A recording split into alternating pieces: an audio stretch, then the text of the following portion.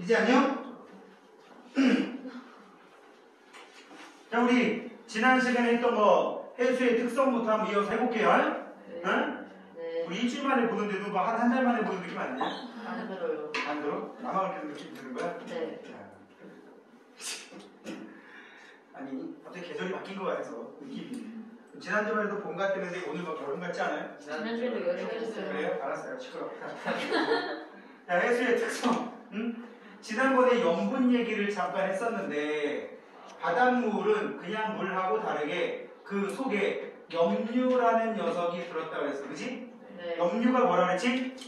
짠. 바닷물 속에 들어있는 NaCl이라든지 MgCl2 이런 성분들을 염류라고 했단 말이야. 응? 이 NaCl이 염화나트륨이라고 해가지고 바닷물이 짠 이유가 이 때문이고 바닷물에서 쓴 성분도 들었다고 하는데 이 쓴 성분은 요거 때문인 거예요. 염화나트륨이 짠맛을, 염화마그네슘이 쓴맛을 나타내는 건데 자, 이제 밑에 염류. 바닷물 속에 녹아있는 여러가지 물질들을 염류라고 합니다. 그죠? 좀 키워볼게요. 바닷물 속에 녹아있는 것들을 염류라고 얘기를 하는데 집에 다 어디 있냐? 염류라고 하는데 그 염류들 중에 바닷물 1kg을 날려보내면 염류가 어느 정도 나온다고 합니까? 한 35g. 이게 평균이야. 전세계 평균. 모든 바다가 다 그렇다는 게 아니고 전세계 평균 내면 이렇다는 얘기고요. 바다마다 짠게 다 달라요. 얼마나 짠 거. 뭐 심지어 심한 곳은 막 40, 50까지 나오는 경우도 있고 싱거운 곳은 막 26, 7까지 떨어지기도 해요.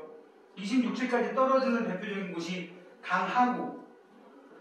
근데 전 세계에서 거의 뭐 한 탑3 안에 들어가는 엄청난 유량을 자랑하는, 흐르는 양을 자랑하는 황하라는 애가 유입되는 우리나라 서해안 같은 경우는 장마철 같은 경우는 하구의 경우 26 정도까지 떨어져요. 이러면 무슨 일 생기는 줄 알아? 물고기들이 죽어서 둥둥 떠. 왜냐면 짠물에 적응돼 있던 물고기들이 너무 싱거워 버리니까 몸에 문제가 생기는 거야. 그 삼투 현상 때문에. 응? 그래서 죽는 거지. 하여튼 짜고 더 싱겁고 오늘 하는 것 중에 중요한 게 그 내용이에요. 그 제일 많은 거, 두 번째로 많은 거 이 정도인데 여기 써 있고요. 짠맛과 쓴맛. 염분이라는 말이 이제 등장하게 되는데 염분은 뭐냐면 이렇게 바닷물 1kg 속에 1000g 속에 녹아있는 염류들의 총량을 그램수로 나타낸 거라서 제일 많이 쓰던 옛날식 표현이 그램 퍼 킬로그램이라고 쓰는 거였고 뭐라고 쓴다고? 그램 퍼 킬로그램. 그 다음으로 많이 쓰는 게 퍼밀이라는 개념이었어. 근데 이 두 개는 요새 잘 안 써. 이것도 안 쓰는 이유는 모르겠어. 이유는 모르겠고 웬만하면 좀 붙어. 저쪽도 잘 보일까? 벽에 붙으면? 또 공교롭게 앞쪽이 다 굉장히 크십니다. 다 대부분. 이 얘기하는 것 같아? 이 얘기하는 것 같아? 맞아. 아니, 덩치가 크다고. 주먹기 형이 크다고. 자, 퍼밀이라고 하는 거 옛날에 이런 말 썼어. 천분율. 들어봤냐? 천분율? 천분율이 뭐야? 100분율은 분모를 100으로 놓은 거야. 1000분율은 분모를 1000으로 놓은 거예요. 1000g 기준으로 몇 그램 이런 식으로. 알겠어? 제주 지나지 않았지? 아니 왔어요. 왔었어? 네. 아닌 것 같은데. 왔었어요. 아니에요. 상한데. 저번에요? 아무튼 빠진 적이 없는데 그걸 때. PSU는 뭐야? PSU? 실용 실용염분단이라고 해가지고 지금 방금 얘기한 1kg당 몇 그램에 해당되는 거를 이런 식으로 썼는데 이 단위가 조금 허접해 보이는지 언젠가부터 PSU라고 다 쓰고 있습니다. PSU가 난 개인적으로 별로 마음에 안 드는데 왜 쓰는지 모르겠거든. 그냥 Practical Salinity Unit 그래서 이렇게 쓴대요. 응? 근데 얘랑 똑같은 단위야. 봐봐. 전세계 바닷물 1kg을 날려보냈더니 35g의 건더기가 나온다. 그럼 35g per kg이라고 쓰면 되거든. 얘를 35%밀이라고 썼거든. 지금은 35 PSU라고 쓴다고. 이게 뭔 차이야? 그 이유를 모르겠어. 그냥 이렇게 쏟으면 뭐가 있어 보이다가 이해를 모르겠고요. 이해를 할 수가 없고요. 중요한 거는 그 밑에 있는 내용입니다. 그래, 짠 바다도 있고 싱거운 바다도 있다고 했는데 그럼 짠 이유가 뭐냐? 싱거운 이유가 뭐냐? 그거야. 이 염분에 영향을 주는 요인들이 여러 가지가 있는데 이 첫 번째 거에다가 별표. 이게 제일 중요합니다. 증발량과 강수량. 자, 단순하게 얘기해 볼게요. 그럼 염분이 커지려면 어떤 조건이 만족돼야 되느냐? 증발량이 많으면 돼. 강수량이 적으면 돼. 알겠지? 네. 그래서 보통 증발량이 많고 강수량이 적으면 염분이 높다. 두 번째, 육지로부터 흘러드는 물의 양, 짜지 않은 물, 그래서 담수라고 하는데 이게 적으면 염분이 높아. 그죠? 얘가 들어와서 희석시킬 건데 희석시킬 게 주니까. 그 다음, 바닷물이 언다. 이때도 짜져요. 왜 그런 줄 알아요? 물이 H2O만 얼어. 아, 자, 여기 봐봐. 여기가 바닷물이야. 북극해야, 북극해. 북극해에 빙산이 이렇게 떠 있어. 어? 알지? 밑에 이따시만큼 있는 거. 어. 네. 여기서 뭐 지구온난화로 녹는다고? 바닷물 1kg 녹으면 여기는 한 2kg 얼어요. 밑에서는. 어? 사실은 뭐 지구온난화 때문에 뭐 이런 거보다 북극지방 가면 변수가 워낙 많아.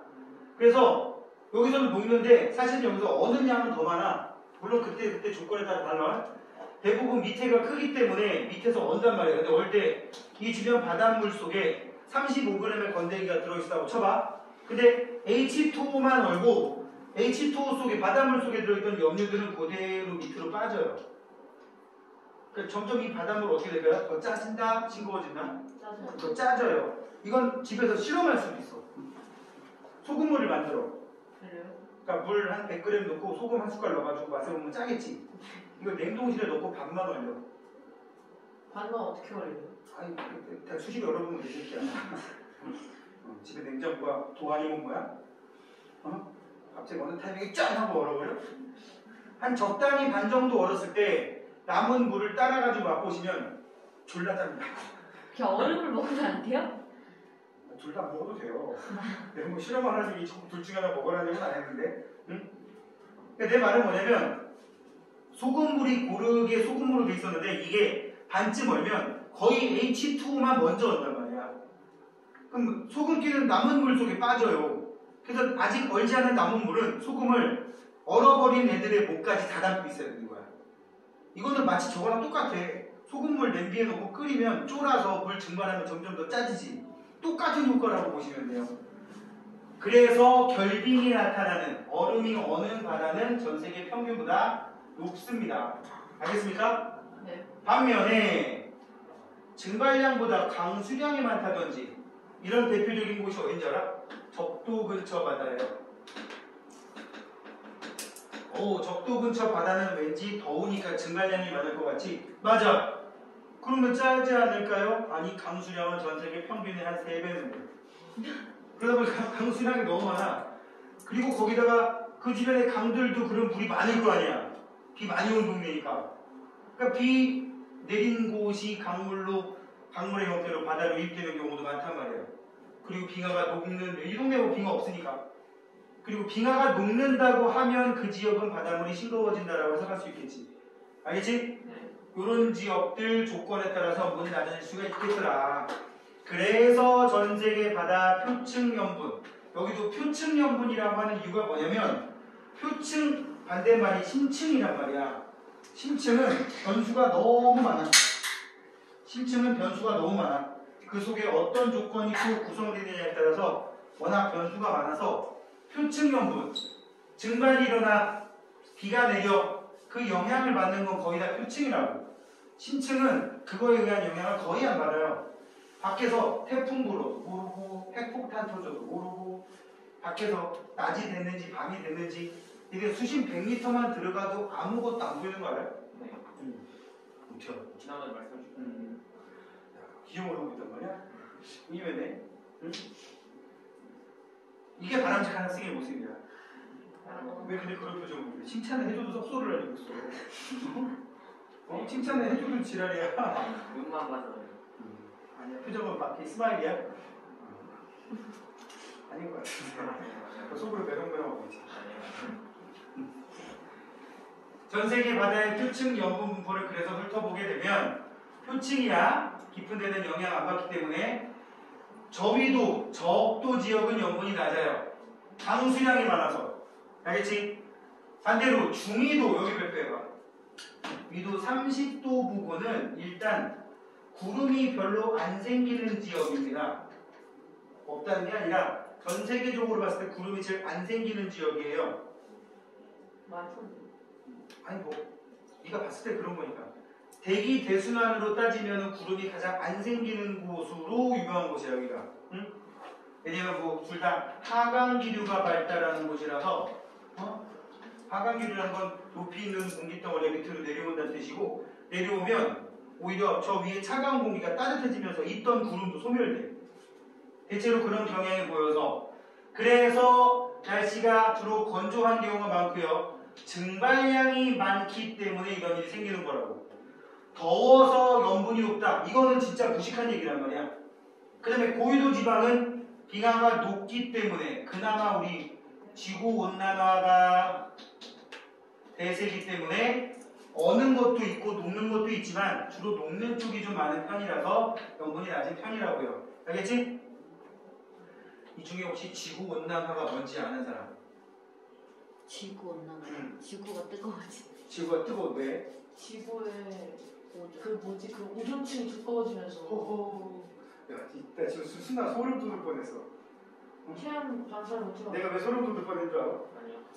지금 선생님이 내가 논문 하나 지금 준비 중이라서 선생님이 저기 닥터가 한번 돼보려고. 닥터가 뭔지 알지? 의사 말하는 닥터 말고 다른 닥터 있잖아. 닥터가 한번 돼보려고 지금 논문을 준비 중인데 그 논문 주제 중에 하나가 오개념이거든. 응? 우리나라 학생들이 어떤 오개념을 갖고 있는가 연구 중이라서 다른 사람 논문들을 지금 거의 일주일에 10편씩 읽고 있어.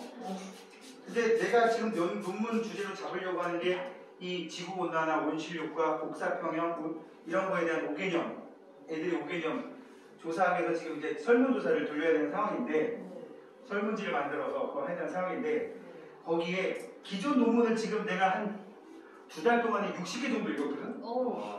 거기 이 개념이 있는 거야. 오존층이 파괴되면 지구가 더워진대. 네? 그러니까 오존층 파괴랑 지구온난화랑 아무 상관이 없거든. 근데 네가 지금 오존층이 파괴되면 파괴되는 게 두꺼워지는 거야. 그러니까 두껍든 안 두껍든 오존층하고 지구온난화하고 아무 상관이 없어. 근데 저희 학교 벽에 붙어있던데.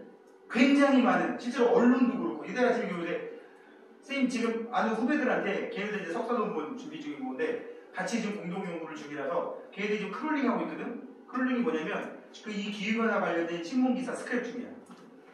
그래서 빅데이터 연구를 통해서 이제 알지 막 그 요새 보면 뭐 중요한 글자 크게 나오고 막 이런 그런 그림자 그렇게 해서 걔네들이 그거를 하면 나는 그거를 소스로 또 분석 더 들어가는 상황을 해야 되는데 거기에 막 그런 개념이 나오는 거야. 언론에서도 기후변화를 잘못 설명하고 있고 심지어 학교에서도 선생님들이 잘못 설명하고 있고 그 과정에 오존층이 파괴되면 뒤에 보면 웃을 수 있는데 오존층이 파괴되면 그 사이로 자외선이 지구로 더 많이 유입되면서 지구가 더워진다. 도대체 뭔 근거인지 그 갑자기 기승전 이상한 데로 가는 거야. 그런 개념이 나오는데 지금 재중이가 오존층 얘기를 하길래 자, 지구온난화하고 오존층하고 그렇게 큰 관련은 없습니다. 오존이 온실기체다. 차라리 그 말은 맞는데 그 성층권에 있는 거라서 대륙권의 온도 높이는 거랑 상관없어요. 지구온난화는 우리 그냥 깔끔하게 얘기하면 온실효과라고 하는 거 들어본 적 있죠? 네. 온실효과는 나쁜 게 아니야. 온실효과는 지구가 보온된다는 거야.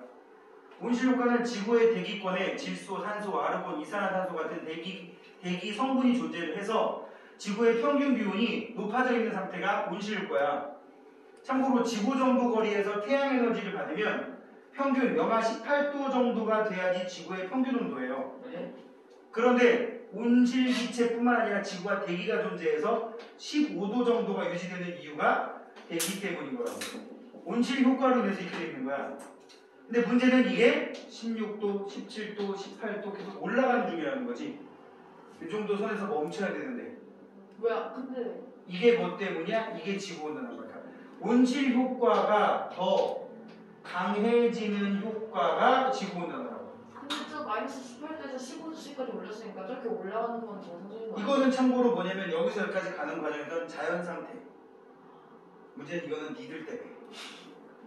왜 저희? 이제 그런 개념인 거야. 좀 깊게는 안 할게요. 그래서 지구온난화를 전제로 깔고 가고 있기 때문에 저렇게 고유도의 극지방에는 결빙보다는 해빙, 얼음이 녹는 거 위주로 해석을 한다고. 알겠지? 선생님 논문을 쓰면 다 학위를 받을 수 있는 거예요. 통과가 돼야지. 자, 뭐부터 그냥 놀면서 논문 쓰는 건 아니잖아요. 지금 이 과정을 하고 있는 중이라서. 자, 뭐 의외지? 왜 그런 논문 쳐다봐? 뭐라고? 의외인데? 뭐 이러지? 그 말은 맞나 보지? 아니. 자, 우리나라 주변 바다의 표층 염분 분포는 그러면 어떻게 되느냐? 우리나라 주변 바다의 평균 염분은 약 33 psu니까 전 세계 평균보다 좀 낮대요. 응? 아까 그 위에 시뻘건 그림은 뭐냐면 대체로 염분이 이쪽 30도 부근 쪽이 좀 높게 돼 있네요. 여기도 30도 부근 쪽 바다가 높게 돼 있네요. 그지? 요 지역이 아까 요거 때문에 증발량이 많기 때문이라는 걸로 해석하면 되겠고, 우리나라 주변은 전 세계 평균보다 좀 낮더라. 왜냐면 강물의 유량이 좀 많은 편이라서 그래요. 큰 강들도 많고, 그리고 강수량이 많은 여름철이 오히려 염분이 낮더라. 우리나라 여름철 날씨의 대표적인 특징이 뭐야? 습해요. 장마. 엄청 습해요. 습한 것도 우리가 엄청 습하면 일본은 진짜 엄청 습해. 여름에 일본 가본 사람 알 거야. 겨울에 갔어요. 여름에 일본 가보잖아. 일본 한 번도 안 겨울에 갔어요. 여름에 일본 갈 때 내가 옛날에 면티 입고 갔거든? 모든 사진이 옷이 투톤으로 돼 있어. 왜요? 여기 땀에 젖어 있고 여기는 말라 있고. 그래가지고 옷이 녹색 면티 입고 있으면 여기 진한 녹색, 여기는 밝은 녹색. 그러니까 수학생 스타일. 수학생 스타일. 뭐지? 그 수학생들 옷이 살짝 그 느낌. 투톤이야 항상. 무슨 그거야 저거 도대체? 아니 대부분 그렇던데? 학교 수학생들이? 그렇게 더워요. 걔네는 섬이잖아. 그러니까 우리보다 일단 습도가 높아. 참고로 일본은 에어컨 없으면 살 수가 없어. 우리나라는 선풍기 틀고도 버틸 수 있잖아. 내가 보기엔 거의 불가능할 거야. 아니 가본 사람 알 거예요. 지하철 타잖아? 얼어 뒤질 거야. 지하철 타면 냉기가 거의 이거 17도로 맞춰놓고 이거 바로 앞에 서 있는 거라 생각하면 돼. 지하철을 딱 들어가는 순간 입김이 싹. 내 말 맞지?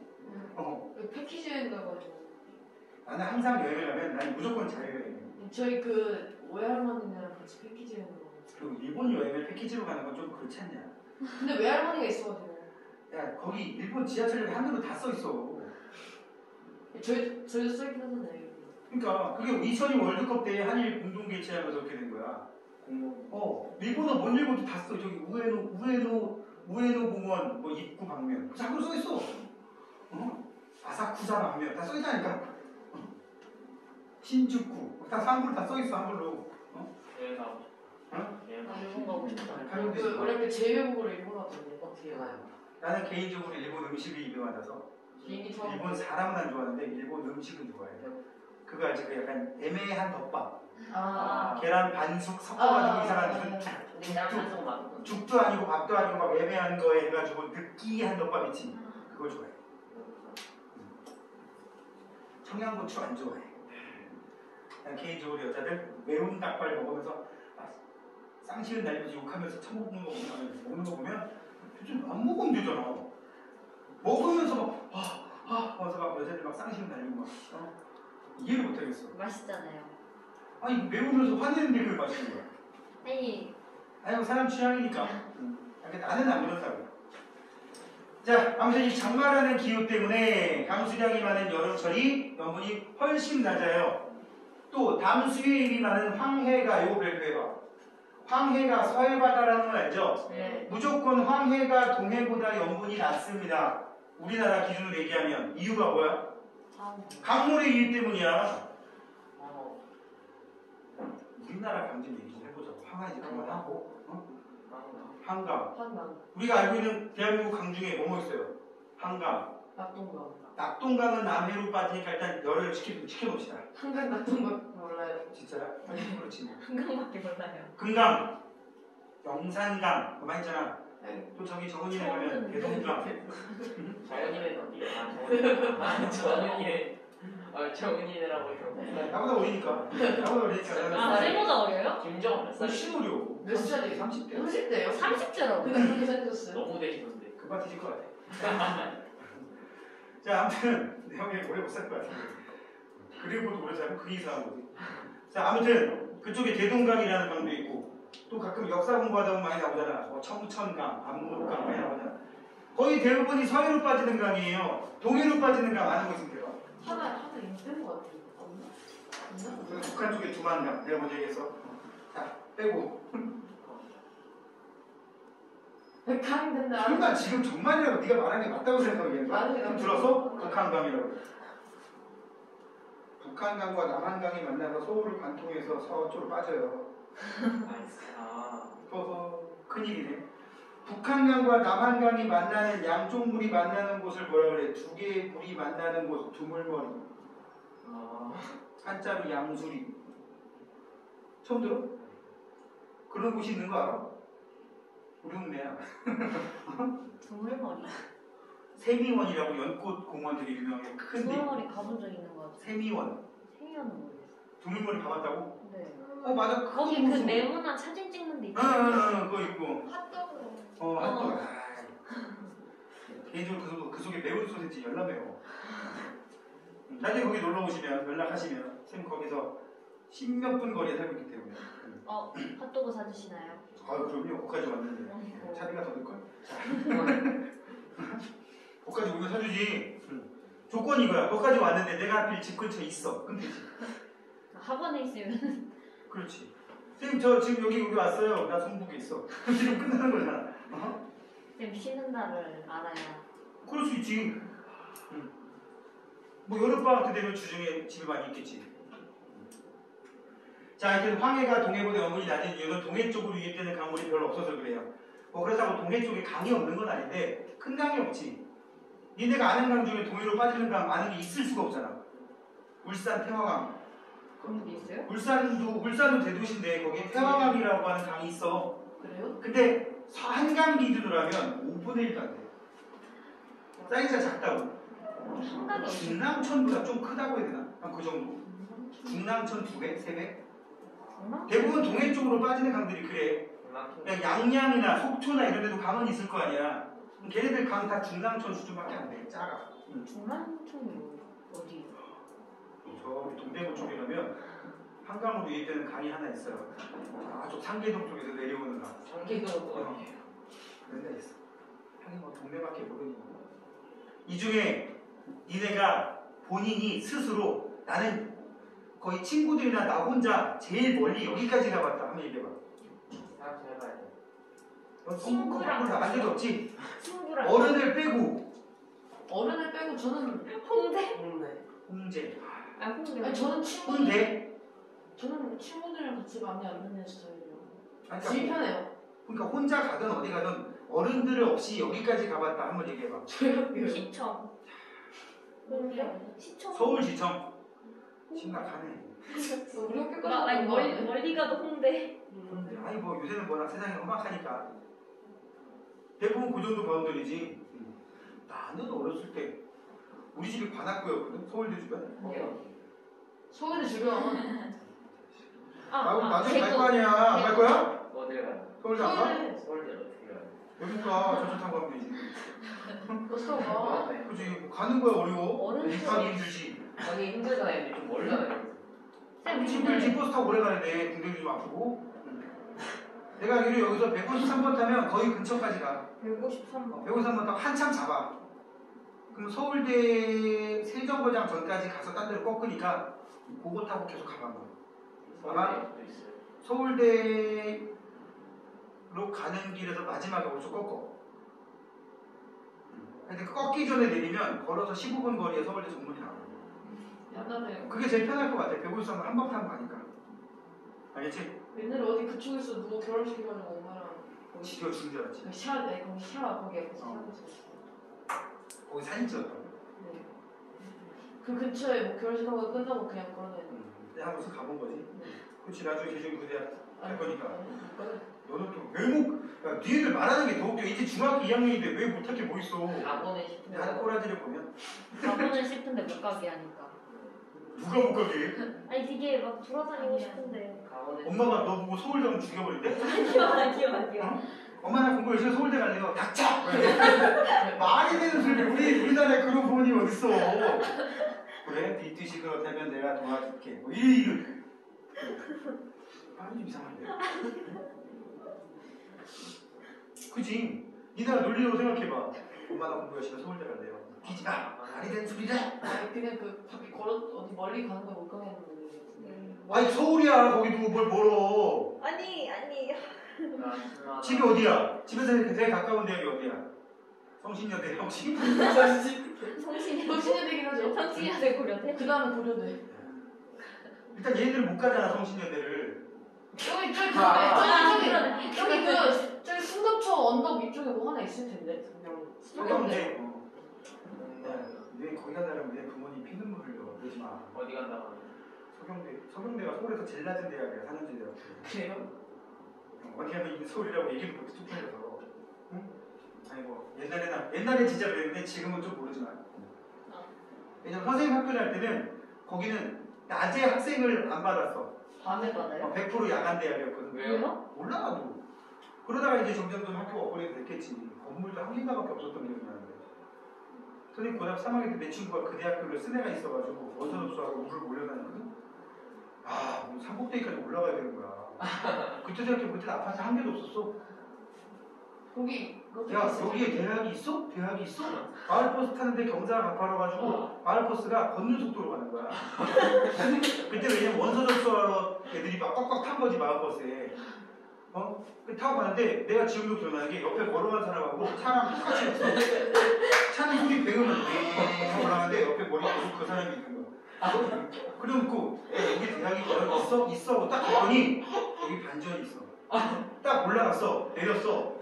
우와 대학이라더니 그 소문에 되게 허접한 대학이라 소문 들었는데 웬걸? 막 굉장히 막 중세 유럽풍의 쫙쫙 있는 거야. 이렇게 있고 거기. 그래가지고 야 뭐 대학 허접하다더니 건물도 많고 멋있는데 내일 외고. 저희 그 당시 서경대 건물 한 개였어요. 서경대 건물 지금은 지금 뭔가? 몰라 그 이후로 가본 적이 없어서 우리가 내려서 야 건물 여러 개야 하더니 여기 고등학교래 여기만 돼. 한번 그 친구 거기 붙었습니다. 거기 갔어요? 물론 그 이후로 연락은 안 되는데. 자, 뭐 그건 그거고 그런데 간다 그러면 슬프잖아. 자 우리 바나스 밑에 합시다. 네? 알겠지? 그러세요? 바나스 밑에. 가고 싶어요. 자 그럼 여기서 전 서울대 가고는 싶은데 거기 너무 멀어서 싫어요. 그럼 서울대 의대 가면 돼. 왜요? 대학로. 대학로 나와요? 서울대 의대는 대학로에 서울대 있어요. 의대가 있어요? 달라요? 니네가 이게 아직은 모르는데 나중에 어른들만 아는 그런 게 있어. 어른들도 모르는 서울대 의대가 관악 캠퍼스에 있는 줄 아는 사람도 있어. 저도 알아요. 관악 캠퍼스에 있는 거 아니에요? 관악 캠퍼스 의대는 관악 캠퍼스 있고 여기 있어요. 대학로에 해와요. 왜요? 서울대병원 있어 없어? 있어요. 그 안에 의대가 있어요. 네, 아까 전에. 어쩐지 그만 쓰더라. 지금 이거 모르는 사람 되게 많네. 서울대학교 연건 캠퍼스라고 합니다. 어쩐지. 서울시 종로구 연건동. 아니 거기 건너편에 길보다 넓어가지고. 그러니까 서울대 의대 다녔는데 관악산에서 샤자 정문으로 다녔다고 그게 뻥이야. 그럴 수가 없어. 건물을 들어가. 그리고 선생님 또래보다 나이가 많은데 서울대 농생명과학대학을 나왔다. 흔히 서울대 농대라고 부르면 유전공학 하는 쪽이야. 이름은 농업생명이지만. 선생님 또래보다 나이가 한 7살 정도 어린 친구들까지도 서울대 농대가 관악 캠퍼스 없을 시절이에요. 어디 있어? 수원에 있었어요. 저기 수원역 가는 길에 보면 전철 타고 뭐 거기 가보지 않았겠지만 수원역 가기 전에 허허 벌판이 좀 나와요. 지금은 아파트 단지 많이 되어 있는데 수원역 가기 전에 오른쪽에 큰 연못 있고 갑자기 논이 쫙 펼쳐져 있고 저 뒤에 무슨 옛날 시골 면사무소 같은 건물이 한 5개 정도 있거든. 거기가 이제 서울 농대였어. 그 앞에 논은 뭐냐? 그 농대에서 실험하는 연구단지. 근데 어쩌다 이렇게 얘기를 얘기했죠? 어? 어떤 얘기했죠? 이거 뭔지 알아? 내가 다 너무 거잖아. 갈 일이 없대잖아. 동해의 유명한 강들 니네가 아는 거 알 필요는 없는데 갈 수도 있어요. 큰 강이 없기 때문에 그렇다고. 그리고 내가 웬만하면 니네한테 진짜 강조하고 싶은데 고등학교 되면 시간 더 없거든? 학교 했더라고요. 아니 어떤 식으로다든 간접 경험이라도 하라고. 제일 좋은 게 뭔지 알아? 다큐멘터리. 재미없어요. 재미없어도 돼. 재미없어도 돼. 길어요 그리고. 다큐멘터리보다 뉴스가 재밌어요. 뉴스가 더 재밌어? 다큐멘터리. 아니 근데 우리 엄마가 지금 몇 년째 케이블 TV를 안 해가지고 뉴스가 제일 재밌어. 그럴 수 있어. 공중파밖에 안 나와? 네. 뉴스가 제일 재밌어. 그렇게 없다는 얘기지. 사실은 나와도 볼 것도 없어. 자 이제 여기 세 번째 연분 비일정 법칙 가볼게. 이거 제일 중요한 내용이야. 지난번에 한번 넓히 얘기했던 것 같은데 여기 봐봐. 전세계 바다 평균이 몇이라고? 32분. 35 PSU. 그럼 어딘가는 20 PSU도 어딘가 있지 않겠어? 있겠죠. 말도 안 되지만 있다고 치고 어딘가는 70 PSU도 있지 않겠어? 없지 않을까? 아니야. 있을 수도 있고. 어디는 200 PSU도 있어요. 아니 그건 네? 너무 많네. 바다는 아니지만 실제로 사해 같은 경우 이 정도 됩니다. 지금 바다로 분류 안 하지만 아이가 뭐예요? 전 세계적으로 그 제일 짜다고 유명한 인터넷 검색하면 물 위에 신문지 펴놓고 둥둥 떠있는 할아버지 나오고 그런 그림이 있어요. 아 진짜. 염분이 워낙 높아서 물에 둥둥 뜨는. 자 아무튼 거기는 지금 바다로 분류는 안 하지만 이렇게 있다고 치면 아까 그 원 그래프 상에서 염화나트륨이 이 중에 몇이었냐면 그 위쪽에 있었는데 봐봐. 염화나트륨이 27.2였지. 이 중에서 27.2g이 NaCl이라고 써 있었단 말이야. 그지? 자, 그 다음부터 이제 머리를 써봅시다. 여러분들이 공부해야 될 내용이니까. 계산하는. 35g 내 건더기가 있으면 그 중에 27.2g이 NaCl이잖아? 네. 그러면 70g 중에서는, 이거 중에서는 NaCl이 몇 g이나 들었을까? 라고 하면 몇이겠어? 54.4g이 들었겠지. 네. 그지? 네. 그 다음부터 이제 여러분들의 능력을 테스트해 봅시다. 200 PSU면 200g의 건더기가 들었다는 얘기잖아. 네. 그럼 이 중에는 NaCl이 얼마나 들었을까? 기계식을 세워야 돼. 27.2 곱하기 35분의 200 안 할래요. 만큼 들었겠지? 안 할래요. 아니 그러니까 내 말은 과정을 알겠지? 네. 비율이 똑같다는 거야. 비율. 분명히 더 짠 바다도 있고 짠 바다도 있고 싱거운 바다도 있는데 비율이 일정하다는 뜻이야. 비율. 그래서 이거 만약에 계산을 해본다면 제 알기로는 27에 14 거의 한 140에서 150g 정도가 NaCl일 거란 말이야. 어? 뭐 나중에 계산 정확하게 해보세요.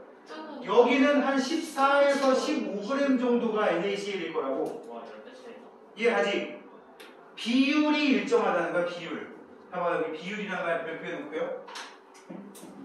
지역이나 계절에 따라서 염분이 달라도 전체 염류에서 각 염류가 차지하는 비율은 일정하다. 왜? 바닷물은 순환하기 때문에 고르게 섞이는 경향을 감안한다면 그럴 거라는 얘기야. 밑에 지금 보면 그 예를 들어놨어요. 여기 북극해는 30, 동해는 33, 홍해가 어디냐면 아프리카하고 사우디아라비아 사이. 지금 모세기족 구바다란 말이야. 북극해에 포함된 염화 나트륨의 비율을 약 78%, 그지? 동해에 포함된 염화 나트륨의 비율도 약 78%, 홍해에 포함된 염화 나트륨의 비율도 78%. 이 세 해역의 염분은 서로 다르지만 전체 염류에서 특정 염류가 차지하는 비율은 거의 같다고. 알겠지? 근데 계산해보니까 155씩이 나와요. 155.5씩이 나오고. 뭐 그 정도 된다고 치면. 자, 그래서 이제 문제를 한번 보시면은요. 오른쪽 그림은 35g의 염류 중에 각 염류가 차지하는 질량을 나타낸 거다. 우리가 다 외울 필요는 없고요. 제일 많은 거 두 개만 아시면 됩니다. 염화, 나트륨, 염화, 마그네슘. 특히 염화 나트륨이 뭐의 성분이라고 했지? 짠 거. 짠 거. 염화 마그네슘은? 쓴 거. 쓴 거. 쌤. 참고로 먹어요. 코파 어디였잖아. 염화 나트륨은 짠 성분, 염화 마그네슘은 쓴 성분이라고 했는데 이 짠 성분은 여러분들이 뭘 드셔보시면 알 수 있냐면 소금. 네. 근데 니네 소금 하면 딱 떠오르는 게 천일염, 그 다음 맛소금. 두꺼운 거. 어떤 게 더 짜게? 맛소금. 천일. 맛소금이 더 짜. 아, 천일염은 저 비율대로 들어있단 말이야. 그러니까 염화나트륨이 78% 정도 들어있다고. 근데 맛소금은 내가 알기로 99% 염화나트륨이에요. 그래서 가끔 굵은 소금 없다고 맛소금으로 간하면 조금 넣어야 됩니다. 근데 의외로 이런 게 다 상식인데 아무 생각 없이 맛소금이 이 입자가 작으니까 좀 덜 짤 것 같은 거야. 내가 옛날에 그래서 아무것도 모를 때. 근데 나중에 보니까 낚이더라고. 그리고 또 하나, 내가 무슨 뭐 음식을 하다가 가끔씩 내가 어쩌다 뭐 음식할 때 있는데 간장을 넣어야 될 상황인데 집에 진간장이 없어가지고 국간장을 넣었는데 국간장이 더 짜다는 걸 몰랐어. 더 짜요? 국간장 좀 사야죠. 국간장이 더 짠데 국간장을 진간장 그 비율대로 넣은 거지. 어떻게 됐을까요? 짜. 어렸어요. 무슨 도저히 못 먹. 무슨 음식만 드셨대요? 그게 기억이 안 날 정도로 아픈 기억이었어. 뭐더라? 간장을 넣는 거. 넣어봤는데. 야 진짜 뭐지 갑자기 생각이 국 날라가려고. 끓이시는 거. 국? 그러니까 국은 아니었는데 국간장을 넣었다는 얘기지. 자 아무튼 제일 많은 거 두 개 NaCl과 MgCl2라고 쓰시면 됩니다. 뭐 중학생이니까 염화나트륨, 염화마그네슘이라고 쓰면 되겠고. 자 이제 이거 해볼까? 해수의 염분 또는 염류의 양을 각각 구하시오. 지금 뭐 이거 보고 하라는 거야? 이제 여기 있는 나무 보고 하라고? 네. 해수 1000g 중에 염류 40g이 녹아있으면 40psu. 요게 함정이 있어. 잘 봐. 해수 500g 중에 염류가 16g이 녹아있으면 32. 그렇지 32psu. 물 970에 염류 30을 섞으면 30psu. 그럼 염분이 32psu인 해수 3kg에 녹아있는 염류들의 양은 96. 그렇지 96g. 여기는 함정이 없는데 이게 함정으로 이렇게 나오는 경우가 있어. 학교 시험에 물 1000g에 염류 50g을 섞었다. 그럼 몇 psu?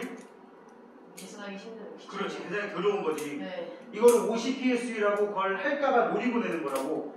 그러면 어떻게 되느냐? 1050 중에 50이 들어있는 거니까 이거는 50psu보다도 분명히 작게 나와야겠지.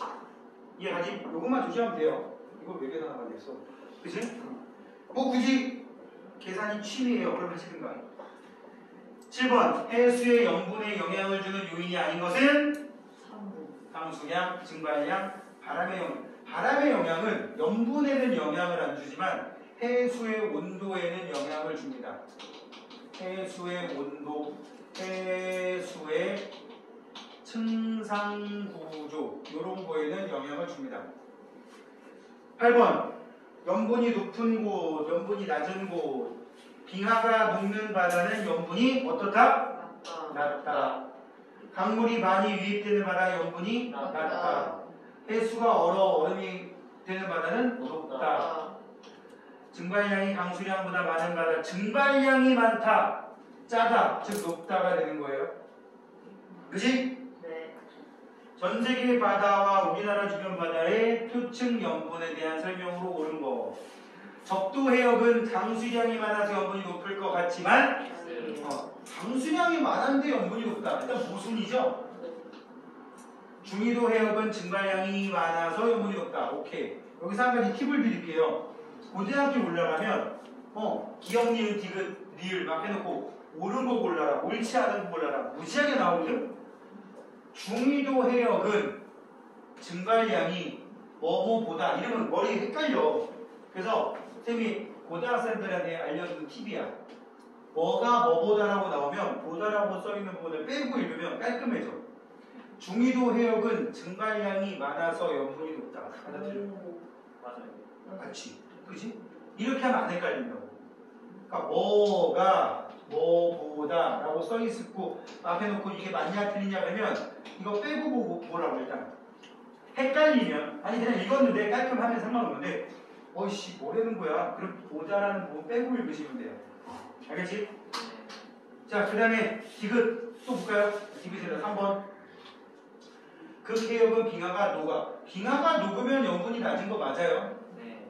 우리나라 주변 바다에서는 여름철 평균 염분은 겨울철보다 높다. 맞아요? X. 여름에는 비가 많이 와서 염분이 낮아요. 황해는 동해보다 담수의 유입이 많아서 염분이 낮다. 오케이. 우리나라의 큰 강들 다 서해, 황해로 빠진다 그랬는데 그거 다 합친 거보다도 많은 누구? 황하가 또 유입된다 그랬잖아. 자, 그럼 10번. 염분이 30 psu1. 이거 중학교 수학 시간에 배우지 않았냐? 중1 때? 농도. 소금물 농도 다른 거 섞으면 몇 퍼센트 되느냐 뭐 이런 거잖아. 이거 그거랑 똑같은 거야.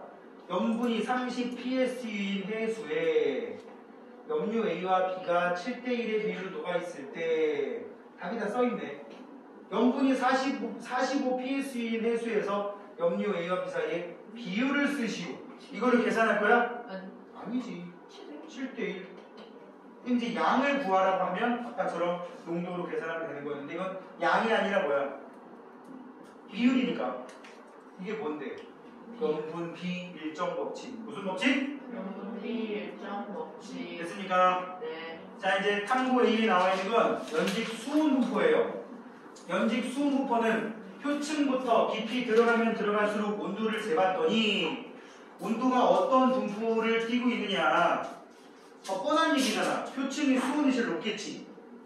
깊이 들어가면 들어갈수록 햇빛이 적게 도달하니까 수온이 낮아지겠지. 근데 물 밑으로 들어가자마자 수온이 바로바로 낮아지느냐? 그럴 수도 있을 거고 그러지 않을 수도 있을 거야. 그럼 거기에 영향을 주는 변수가 뭐냐라는 거죠. 자, 볼게요. 좀 키워볼게. 실험. 수조에 물을 4분의 3 정도 채워놓고 온도계를 수면에 가까이 깊이 더 깊이 이렇게 놨어. 그지? 적외선 등이 수면 위를 비추도록 장치해서. 적외선 등 뭔지 알지? 여기서 열 막 뿜어내는 거야. 열 막 뿜어내면 여기만 뜨거워지는 거죠. 그지? 이 찜질방 같은 데 가면 있었다 그랬잖아 내가. 이해 안 했나? 찜질방에 가면 여타는 데 몰라요. 찜질방에 가면 천장 쪽에 무슨 등이 붙어있는데 빨간 등이 붙어있는데 바닥이 뜨끈뜨끈한 거야. 이 동네에서 못 봤어. 이 동네 은근히 목욕탕 사정이 열악하더라고.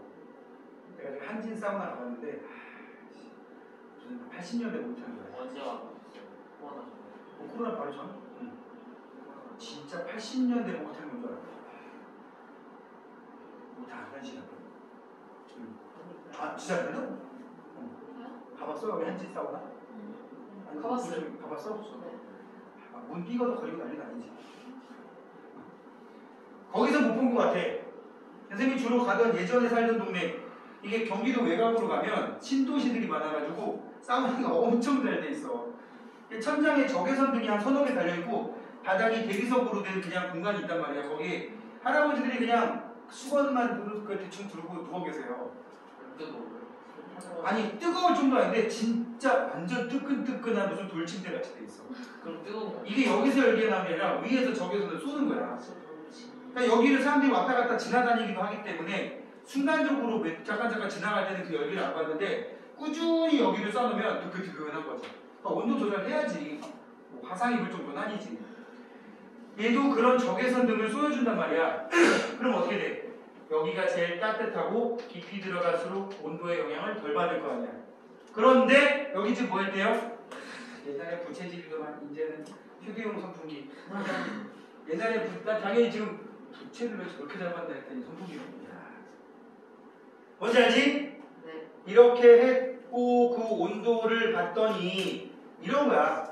예를 들어서 여기 차가운 물이 있는데 이 차가운 물이 20도였다고 쳐봐. 예를 들어서 밑에 또 온도 써있는 거 아니냐? 26도네요. 여기 가열전에 26도였대요. 26도였는데 가열을 했더니 표면은 29.3도. 점점점 깊어질수록 온도가 낮아졌어. 그지? 네. 그러니까 적외선 등의 영향을 받아서 이렇게 된 거야. 근데 선풍기를 킨 다음에 조금 있다 봤더니 잘 봐. 여기까지가 수온이 일정해졌어요. 깊이 3cm까지가 수온이 일정했어요. 바람이 불어서 무슨 일이 생겼다는 얘기야? 바닷물이 섞였다는 뜻이에요. 응? 이 수조의 물을 바닷물에 비교한다면 가열 전, 가열 후 선풍기를 켰더니 온도가 일정한 층이 있다시만큼 생겨버렸지. 그지? 네. 가열전에는 깊이에 관계없이 수온이 일정해. 적외선 등으로 가열하면 깊이가 깊어질수록 수온이 낮아져. 그지? 그랬는데 요 별표. 선풍기로 바람을 일으키면 수면 부분에 수온이 일정한 층이 생긴다. 그래서 해수를 표층부터 구분하면 그게 바람에 의해 섞이는 층, 혼합층과 수온이 급격하게 낮아지는 층인 수온약층과 그 다음에 표층에 바람이 불던 말던 관련이 없는 층, 심해층 이렇게 세 개의 층으로 나눈다고요. 그거를 요 실험에다가 적용을 해보면 적외선 등은 어디에 해당한다? 태양 에너지, 태양 복사 에너지, 태양 에너지, 휴대용 선풍기는 바람에 해당한다. 적외선 등을 켜기 전에는 깊이에 따른 수분포가 일정했는데 적외선 등을 켰더니 표면의 물이 에너지를 흡수해서 수온이 높아지고 깊이가 깊어질수록 도달하는 에너지가 감소하여 수온이 낮아진다. 그지? 선풍기를 켜고 나니까 수면 부분에 물이 섞여서 수온이 일정한 부분이 나타나는데 그렇지 혼합층이 형성되었구나 정도 해석하시면 되는 거라고. 되니? 네.